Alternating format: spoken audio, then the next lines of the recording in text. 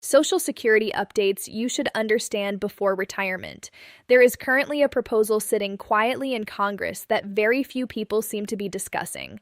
And honestly, that is surprising because it could affect millions of Americans who are either already retired or preparing to retire over the next several years. When I first learned about it, I searched for detailed coverage and found very little information available. That lack of discussion is exactly why I wanted to sit down and go through it carefully with you today. Before we talk about the proposal itself, let me quickly explain why Social Security is so important in the first place. More than half of today's retirees depend on Social Security for at least half of their monthly expenses, and among workers who are still planning for retirement, most expect Social Security to play a meaningful role in their future income after they stop working. Because of that, whenever Congress considers changes connected to Social Security, even changes that appear small at first, those adjustments can still have a real effect on people's financial lives. The proposal we are discussing today is House Bill 5284. On the surface, it may sound fairly minor. The official summary explains that it would require the Social Security Administration to update certain Social Security terminology used in rules, guidance, regulations, and other materials. Put simply, the proposal focuses on changing specific wording. It is centered around how certain retirement ages are described, and you may be wondering why terminology matters at all. Stay with me because by the end of this discussion, I think you will better understand why these wording changes matter and why people should pay attention to them. What the proposal would change. The bill includes 3 specific terminology updates. Let us examine each one carefully. First, the term early eligibility age would be changed to minimum benefit age. At the moment, age 62 is officially known as the early eligibility age. That is the earliest age at which someone can begin collecting Social Security retirement benefits. Under this proposal, the wording would instead become minimum benefit age. Supporters of the change say this wording may help people better understand that filing at 62 results in the lowest monthly benefit available. In general, claiming at 62 can reduce monthly payments compared to waiting until full retirement age. Second, the term full retirement age would become standard benefit age. Full retirement age, often called FRA by financial professionals, currently ranges between 66 and 67 depending on a person's birth year. This is the age when someone becomes eligible for their full unreduced retirement benefit under current rules. The proposal would rename it standard benefit age. Third, the term delayed retirement age would become maximum benefit age. Age 70 is currently the point at which delayed retirement credits stop increasing a person's monthly benefit amount.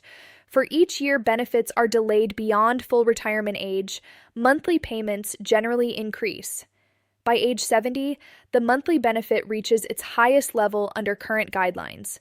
The bill would describe this as the maximum benefit age. Do these wording changes really matter? Now here is the key question. Do changing these names actually change anything meaningful for retirees? In one important sense, no. The ages themselves are not being changed by this proposal. The percentages connected to benefits also remain the same under the current structure. The formulas used to calculate benefits would continue to operate exactly as they do now, regardless of whether the terminology says early eligibility age or minimum benefit age. If someone claims at age 62 today, the benefit calculation remains based on existing rules. The bill itself does not directly alter the underlying benefit structure. However, language can influence how people think about financial decisions. There is a reason companies and organizations spend significant time choosing specific words and phrases. The word minimum creates a very different impression than the word early. If someone hears that age 62 represents the minimum benefit age, they may immediately associate it with receiving the lowest possible amount. Meanwhile, the phrase early eligibility can sound more neutral or even somewhat positive because it suggests earlier access to benefits. In the same way, changing full retirement age to standard benefit age creates a different impression. The word full can sound complete or ideal, while standard sounds more average or baseline. Those words create different emotional reactions. And calling age 70 the maximum benefit age instead of delayed retirement age may make waiting sound more rewarding rather than simply postponed. So yes, wording can matter, and the larger question is not only why these particular terms were selected, but also how those changes could shape future conversations about retirement policy, the broader discussion connected to this proposal. Here is something worth thinking about carefully.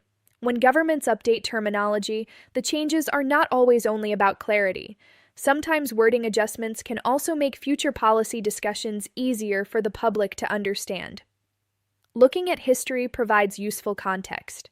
When Social Security was originally established, the traditional full retirement age was 65.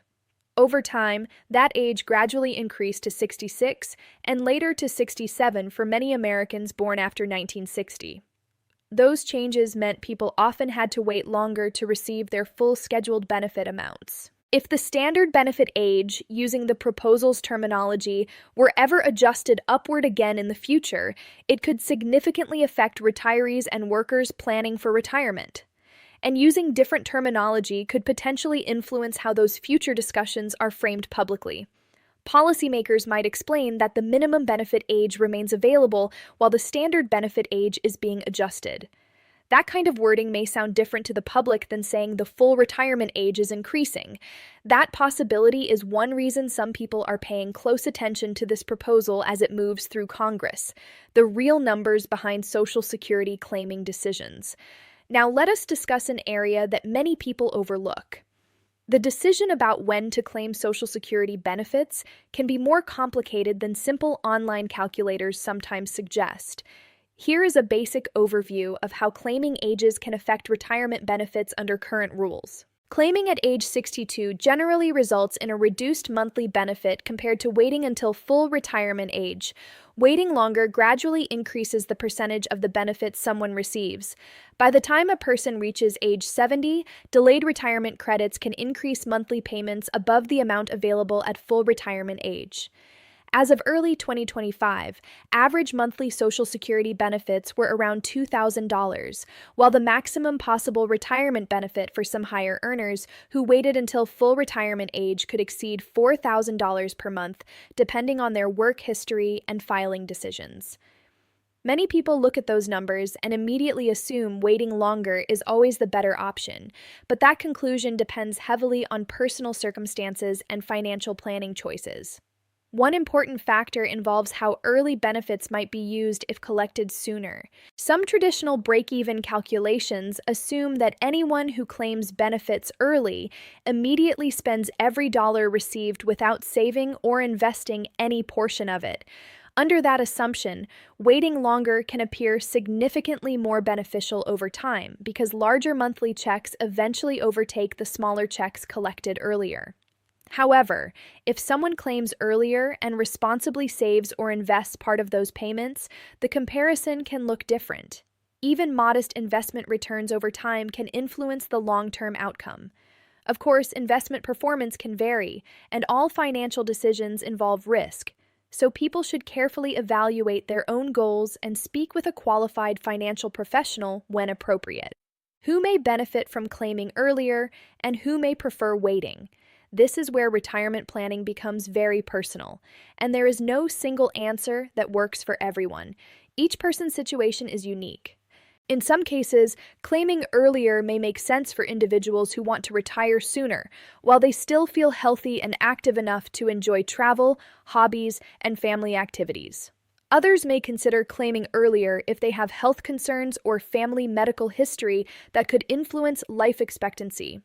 In addition, some people may feel comfortable managing savings and investments alongside earlier Social Security income. On the other hand, waiting may make more sense for people with strong family longevity and a desire for larger guaranteed monthly income later in retirement. Social Security is one of the few retirement income sources that provides inflation-adjusted payments backed by the federal government. For individuals expecting a long retirement, maximizing monthly benefits can offer additional financial stability over time. Another important point involves the difference between overall life expectancy and healthy life expectancy. Researchers often study not only how long people live, but also how many of those years are spent in relatively good health. In the United States, many people continue working later into life compared with previous generations. Retirement trends have changed significantly over the last 2 decades, with many Americans choosing or needing to remain in the workforce longer. Because of that, future discussions about retirement ages and Social Security policy are likely to remain important topics for millions of households. Why staying informed matters. Here is the main takeaway. House Bill 5284 may ultimately remain a limited terminology proposal, or it could become part of broader future conversations about retirement policy.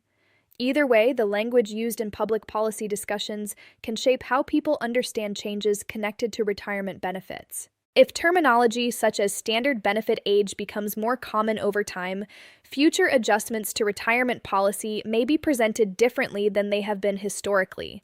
That is why staying informed is important. Take time to review your own retirement planning numbers. Consider your health, your family history, your financial goals, and the kind of retirement lifestyle you hope to have. Avoid relying entirely on simple online calculators that may not reflect your complete situation. Social Security decisions are highly personal, and the best choice can differ from one household to another. Understanding the rules, the terminology, and the ongoing discussions surrounding retirement policy can help you make more informed decisions for your future. Stay informed, continue asking thoughtful questions, and keep paying attention to developments that may affect your retirement planning.